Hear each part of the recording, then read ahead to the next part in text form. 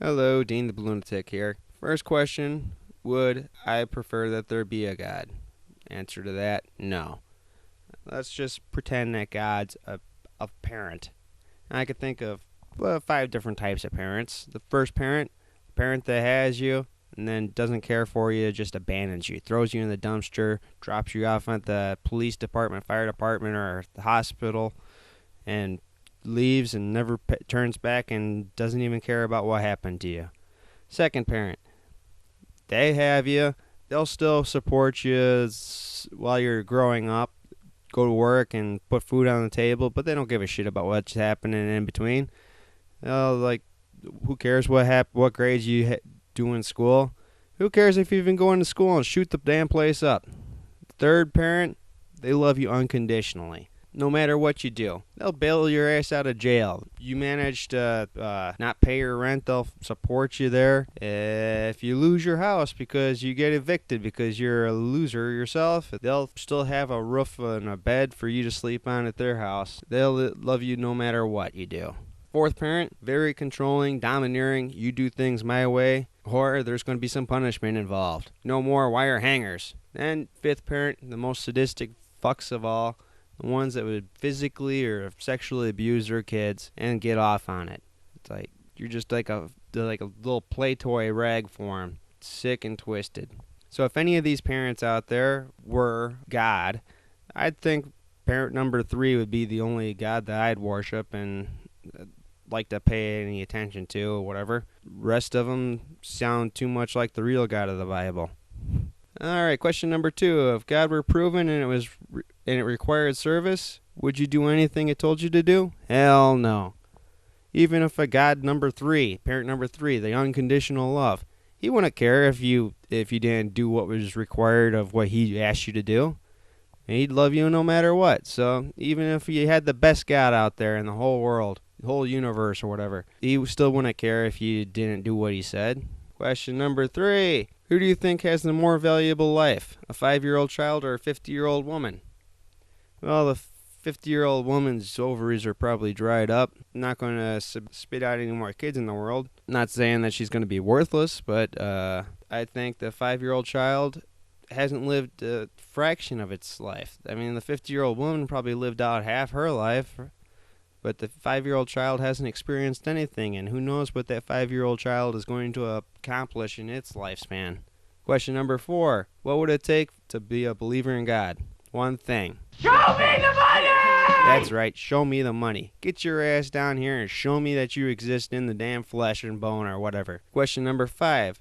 Have you ever done anything that could be defined as altruistic? Well, I haven't sacrificed my health, jump in the way of a straying bullet to save somebody.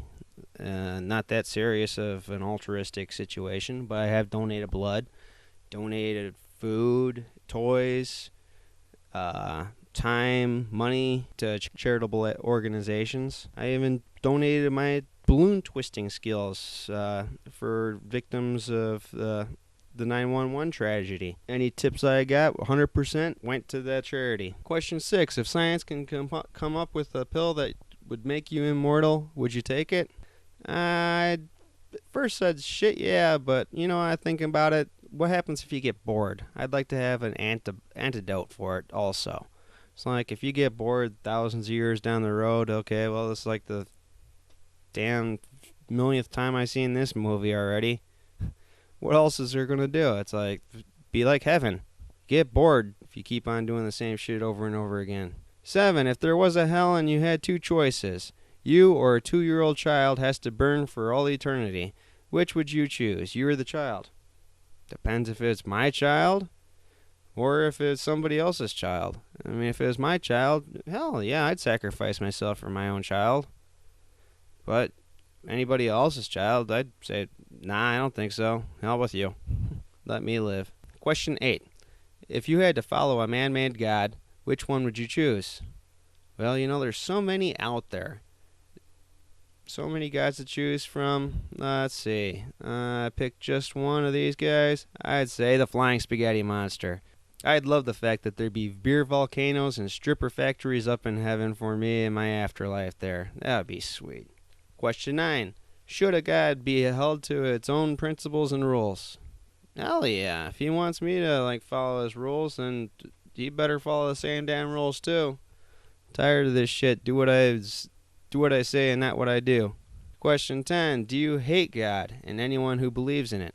Well, it depends on what time of my life. When I was a Lutheran, yeah, there was times I hated God of things that happened in my life. When I was an agnostic, yes, I still hated God for shit that still happened. It's like, well, I don't know if you're up there, God, but you suck.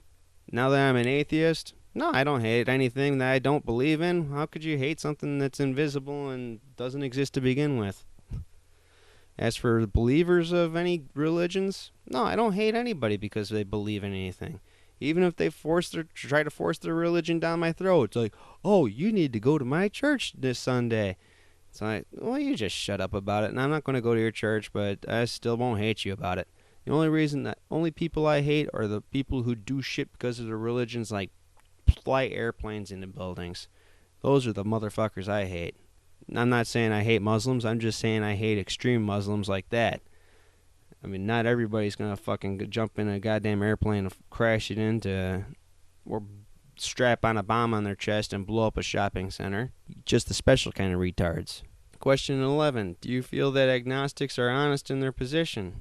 Yeah, I believe that they're honest in saying that they're not sure if they believe in a God. Whether or not that they may flip back over on one side of the fence or the other side of the fence, and it's like, well, the one side of the fence you got the believers, the other side of the fence you have atheists. They're just sitting on the fence and looking for a chance to see what's going to happen. What should they follow? I mean, they're just saying, I need proof, but I don't want to say that he does or doesn't exist. Question 12. If you could travel back in time and kill Adolf Hitler as a child and save millions of lives, would you do it? First I said, hell yeah. But then I thought about it. Traveling back in time and just making the slightest modification could have serious impact on the present time.